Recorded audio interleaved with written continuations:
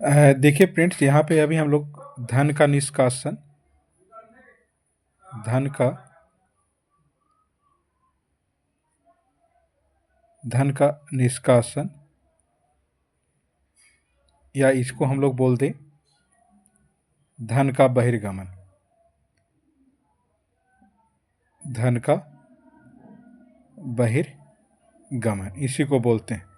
ठीक है, इंग्लिश में इसको बोलते हैं drain of lap, drains of well, drains of wealth. ठीक है, यानी धन का निष्कासन।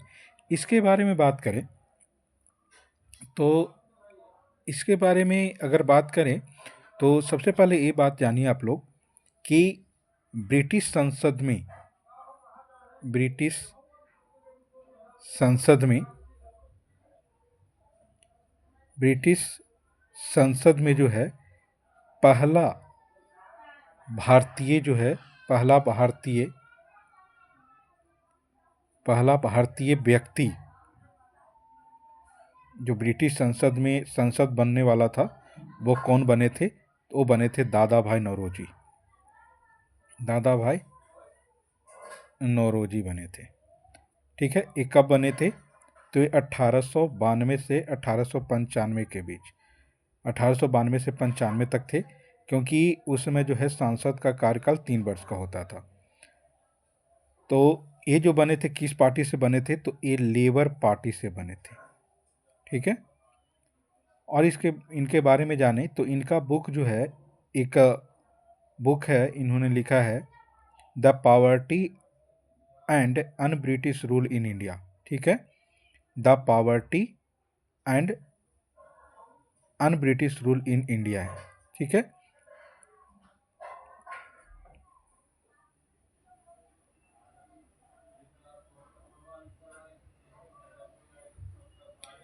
रूल इन इंडिया है।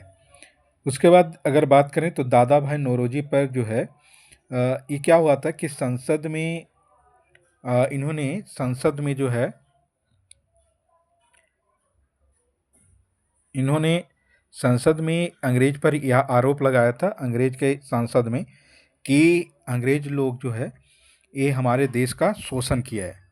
ठीक है, तो अंग्रेज के सामने इस तरह को संसद में बोला, तो इनको जो है बोला अंग्रेजों ने कि तुम्हें जो है इसका प्रूफ करना पड़ेगा। तो इन्होंने बोला कि ठीक है, इन्होंने प्रूफ की, इन्हों जो है इनको प्रूफ करने के लिए बोला गया, और इनके बारे में जो है बोला कि आपको प्रूफ करना पड़ेगा।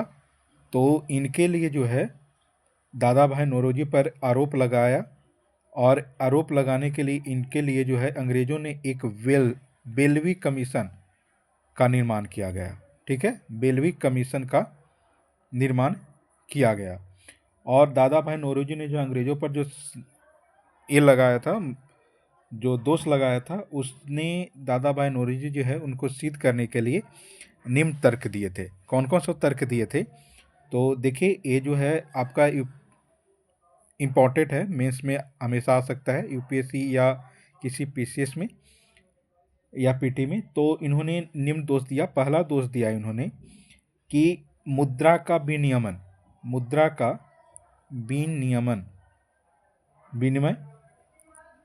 तो ये क्या किया, इनको कहना था कि तो अंग्रेज जो है इंडिया का सारा पैसा जो है अपने देश में लेके जाता है, सारा धन लेके जाता है, और उसके बदले में इंडिया को कुछ भी प्राप्त नहीं होता, पहला। दूसरा, इन्होंने कहा कि सेना निवृत्ति के बाद, यानी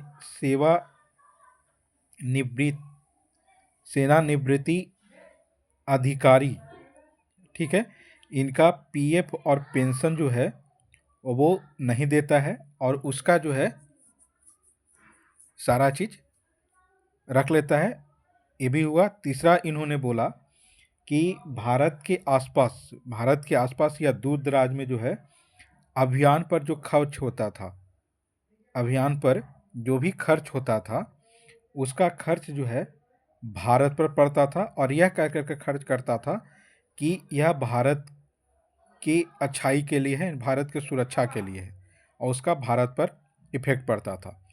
चौथा था कि सैनिकों का सामान जो था, सैनिकों के जितना भी सामान-वामान था, सब उसके रख-रखाव के लिए और उसका खर्चा जो था भारत पे पड़ता था।